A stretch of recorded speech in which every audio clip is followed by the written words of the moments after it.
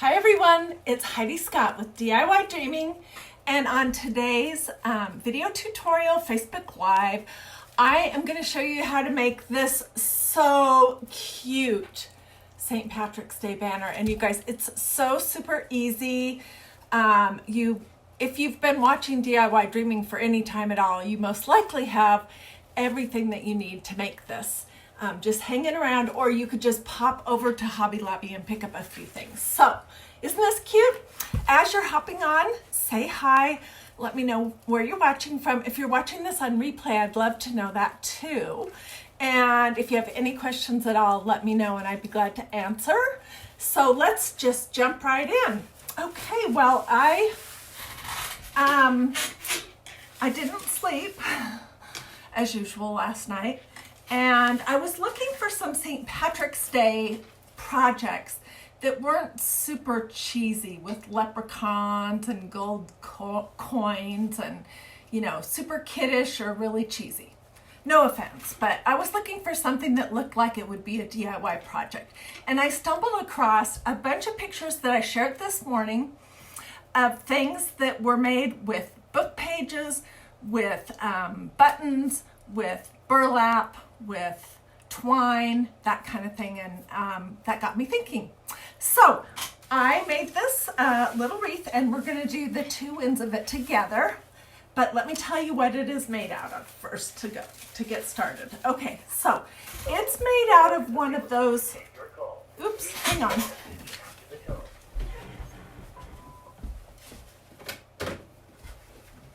Occasionally somebody calls our home phone number and that line is set up in here. Okay, so this I made out of one of those burlap banners that you can buy at Hobby Lobby for about $5 or $6, or even less if you use a 40% off coupon.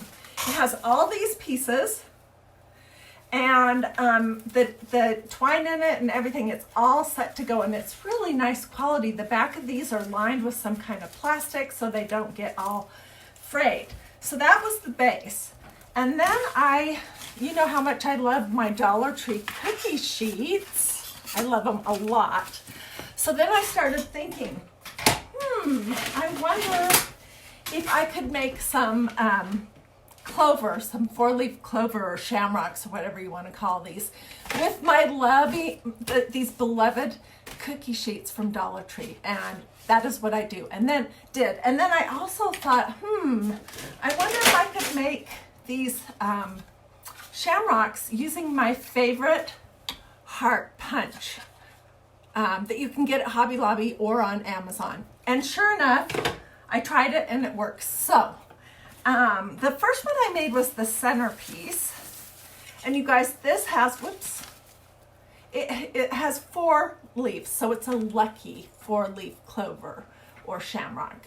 All right, and basically what I did is I punched out 4 tin hearts. I'll show you that in just a second. And then I used some of these vintage buttons that I had hanging around I think they're from like the 50s, in all different shades of green, which is kind of unusual for me because I usually keep it a little bit more neutral, but this definitely lets you know that this is a St. Patrick's Day type of banner. So let's see. Okay, so what you're going to do is you're going to just cut out, well, these don't have the sticker still on them. Let me get that off. You're just gonna, this tin from Dollar Tree is so soft and easy to work with. It is sharp though, so be careful. Okay, so I just cut one edge off, and then I'm going to put my hole punch. Can you guys see? Yeah, I think you can. On here.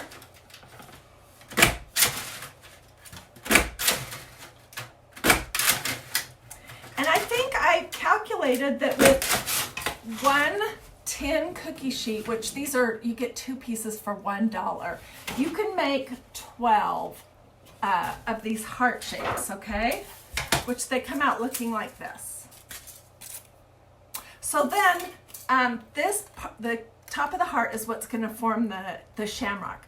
And before I started gluing anything on, I took a ruler and I put it in the center like this. I'll show you right here. Okay. And then I just bent it. And that gives you a perfect little fold. And then when I was gluing it onto my burlap banner, I just put the hot glue at the peak, okay? So my thought was that at the ends we're going to do 4-leaf clovers again. So let me just get these all bent and ready to go. My hot glue gun is on, and I think I have everything else that I need. All right, but before we do that, let me tell you about the other ones. So every other little piece of banner, I did a paper one. And I just used this book that we had hanging out that I've been tearing apart and using for other projects. So basically I just pulled out, you know, a little chunk of it, and before I put it in to do my hole punch or my heart punch, I'm going to cut part of the bottom of it off so that the heart won't have a blank spot in it. Does that make sense? And then when I put my page into punch, I want it to be upright. I don't want the writing to be upside down or sideways. Not that anyone's going to be reading it, but so this is what you get, okay? And you can, if you have a punch like this, or you can even do it by hand if you need to, but you can probably do a couple of sheets at a time, like 3 or 4.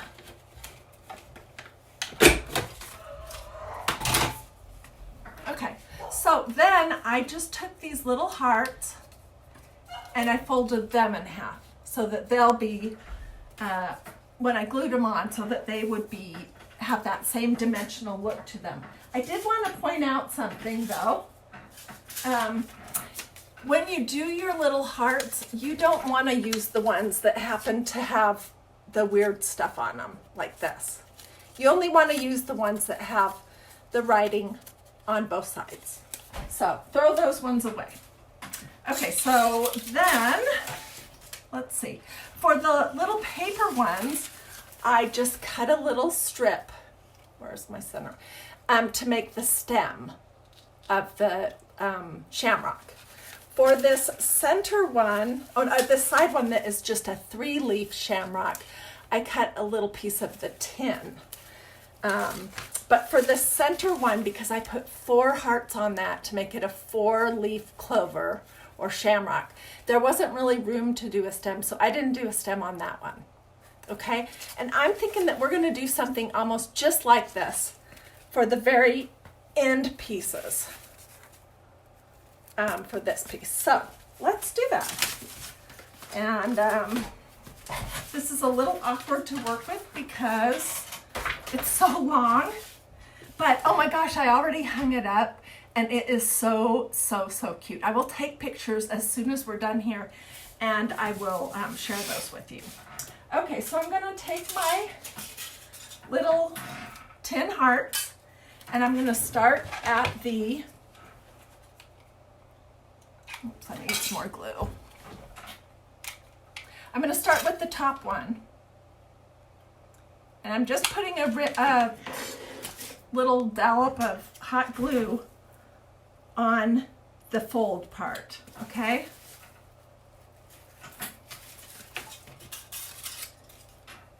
And you don't have to be completely perfect about where you place these. Please don't measure. This is supposed to be a fun craft. You're going to put the little point of the hearts down to the center.